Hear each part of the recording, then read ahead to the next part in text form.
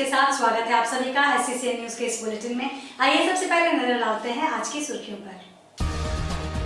Pickup van की चपेट में आने से एक व्यक्ति की मौत, आक्रोशित ग्रामीणों ने किया घंटों सड़क जाम। मंगलवार को मूसाबनी में मृत हाथियों को पोस्टमार्टम के बाद दफनाया गया। विद्युत विभाग की टीम और DFO ने घटनास्थल का किया निरीक्षण। आगामी 24 नवंबर से 3 दिसंबर तक साक्षी के रविंद्र भवन परिसर में 37वें पुस्तक मेले का होगा आयोजन। 67 प्रकाशक लेंगे भाग। जमशेदपुर के MGM थाना अंतर्गत NH33 पर सड़क दुर्घटना से एक व्यक्ति की मौत हो गई। लोगों ने सड़क में टायर जलाकर विरोध प्रदर्शन किया।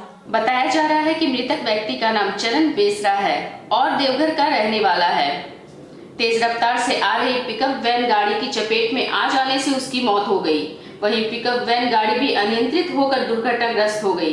मृतक का शव खड़ी ट्रेलर के पास पड़ा रहा। सूचना मिलते ही MGM थाना की पुलिस भी मौके पर पहुंची और मामले की जांच में जुटी। वहीं गुस्साए लोगों ने NH33 को जाम कर दिया और मुआवजे की मांग करने लगे। यहाँ पर एक्सीडेंट जो हुआ ना, ये मैदान के लिए जा रहे थे। सुबह 6 बजे की बात है, जो मैदान के लिए जा रहे थे और साइड तरफ से अपने जा रहे थे। अभी भी देखिए वो टेलर जो खड़ी हुई है ना, वहाँ पर उनका भी मांस अभी भी वहाँ पर है, हाँ गिरा हुआ है। तो कितना साइड में उसको एक्सीडेंट किया गया ये तो कहना मुश्किल है। हम लोग तो सामने से देखे नहीं, फिर तुरंत हम लोग को जहाँ खबर मिला हम लोग आए। गाड़ी भी ओवर घुसा हुआ है, कंटेनर। और जो मांग है सर मुआवजा, हम लोग को मुआवजा चाहिए और नगद चाहिए। नगद के हम लोगों को चाहिए इसलिए कि देखिए लिखित में मुआवजा कभी नहीं मिला है आज तक। हम लोग देखे हैं कभी भी आज तक मतलब लिखित में मुआवजा नहीं मिला। तो हम कहना चाहेंगे कि मुआवजा हम लोग को कैसे में चाहिए। हाँ, उसी डिमांड पर हम लोग अभी यहाँ पर बातचीत भी चल रहा है और हम लोग रोड को जाम किए हैं। पूर्वी सिंहभूम के मूसाबनी प्रखंड के ऊपर बांदा जंगल में 33,000 वोल्ट के तार की चपेट में आने से 5 हाथियों की मौत के बाद आज मृत हाथियों का पोस्टमार्टम किया गया।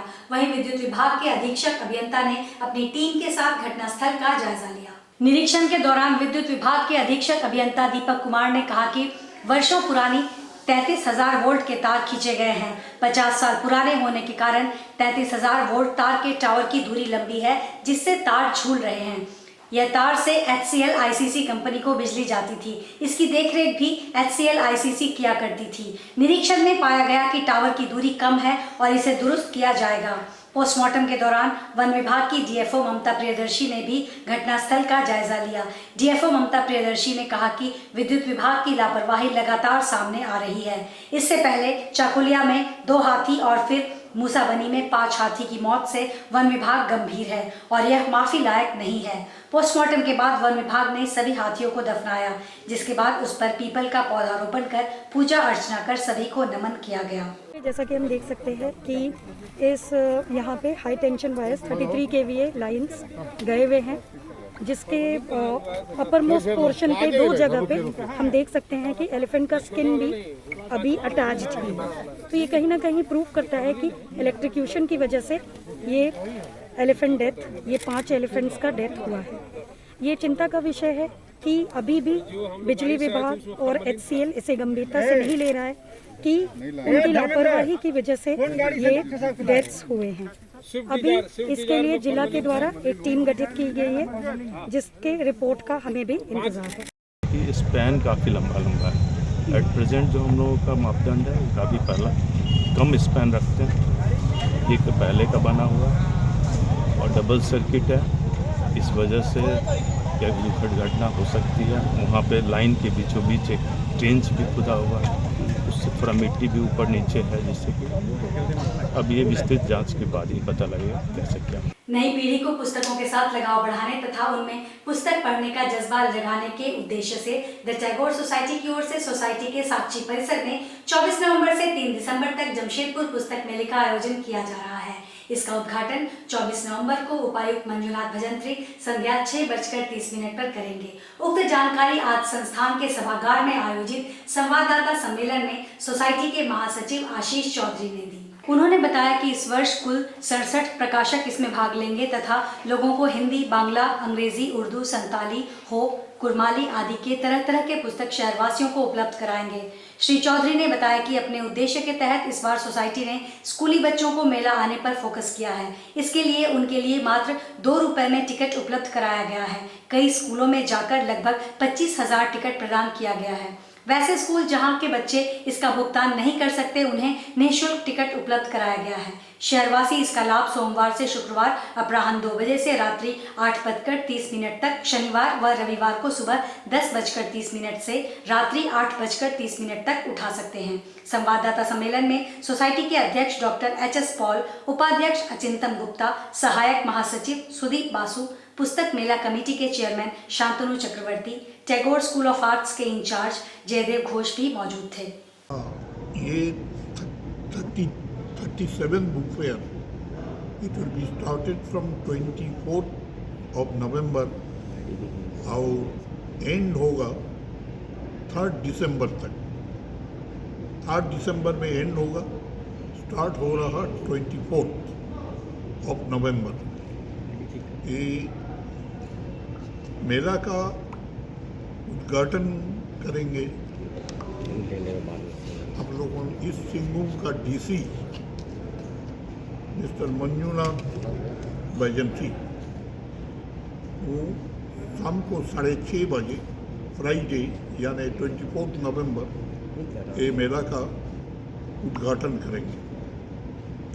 और मेला में जैसा हर साल सेफ्टी या सिक्योरिटी का जितना सब सुबंदोबस्त रहता है वो सब ऐसा ही होगा।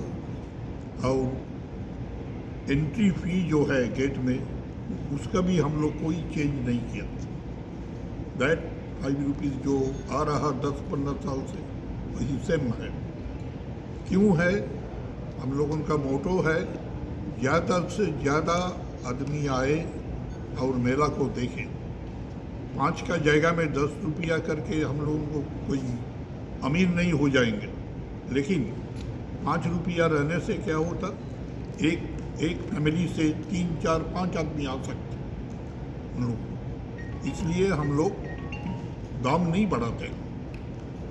और बाकी इस बार एक तो मूव हम लोग लिए हैं, स्पेशली ये मूव हम लोगों का मिस्टर अचिंतन गुप्ता और इनका साथ और आदमी है, ये लोग मूव लिए हैं।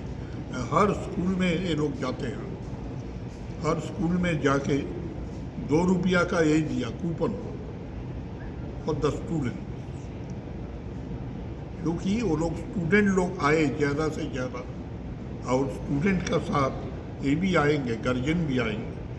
जमशेदपुर झारखंड की औद्योगिक नगरी है।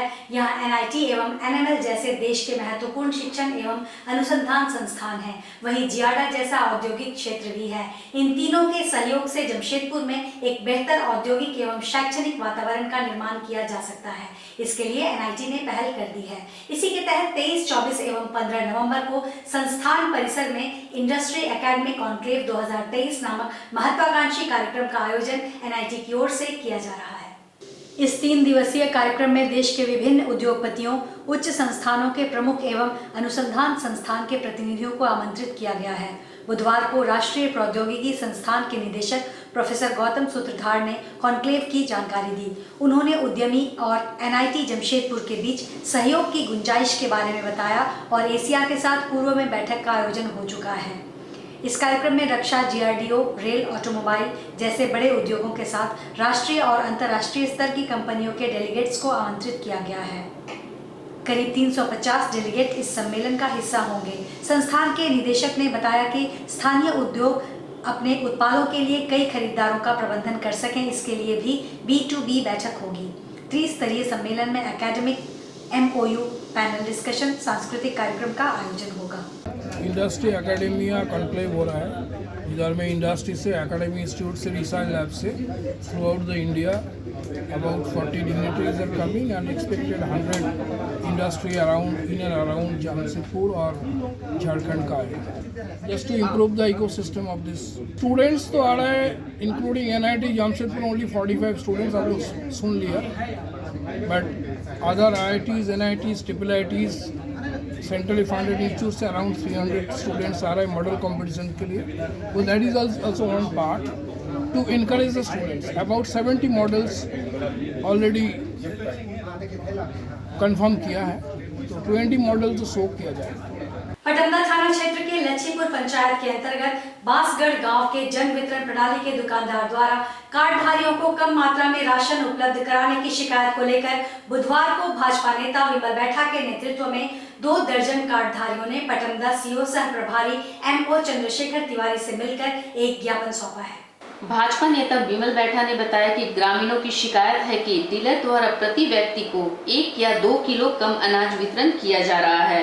कार्डधारियों द्वारा इसका विरोध करने से डीलर बताते हैं कि हमको गोदाम से ही कम राशन दिया गया है, इसलिए सभी को कम राशन दे रहा हूं।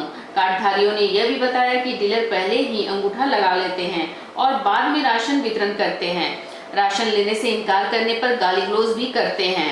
विमल बैठा ने गरीबों का हक छीनने वाले डीलर के खिलाफ कार्रवाई की मांग की है, ताकि अन्य डीलर भी इससे सावधान होंगे।